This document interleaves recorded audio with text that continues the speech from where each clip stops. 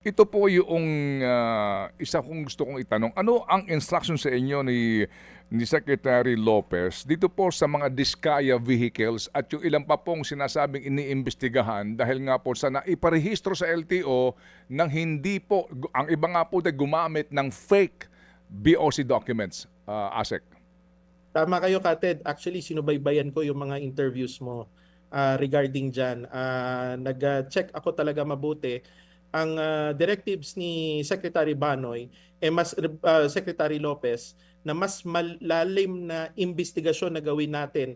Buksan natin yung mga previous cases, yung Bugatti, na kayo po ang nag-announce din yan sa Sir Ted, at saka itong mga sasakyan ni Diskaya na gumamit ng fake customs payment. In fact, Kated, dun sa initial investigation ko, yung mga ibang mga pinasok nila, wala nang fake na CP eh. Talagang pinasok nila eh.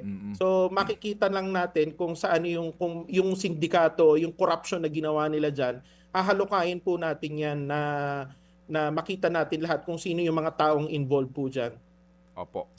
Seryoso po ako diyan, Kated. Kaya po yung unang interview sa akin nung nanumpa ako, na yung totoong hulihan, hindi yung huhulihin natin yung maliit, hindi tayo makahuli ng Ferrari, Lamborghini, Rolls-Royce. Yung totoong hulihan po, kasi from there makikita natin talaga na seryoso ang ating Pangulo na ayusin.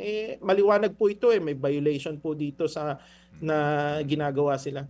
Mga kapatid, brothers and sisters, saan ka pa? Dito na tayo sa totoo.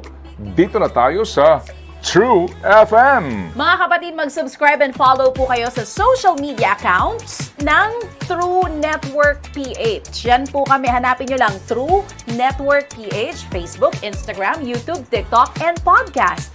Mapa Apple or Spotify man yan, mahahanap nyo kami. Lahat ng mga napapanood at napapakinggan nyo po sa programa, nasa social media accounts namin yan. So, paano mga kapatid? See you sa social media!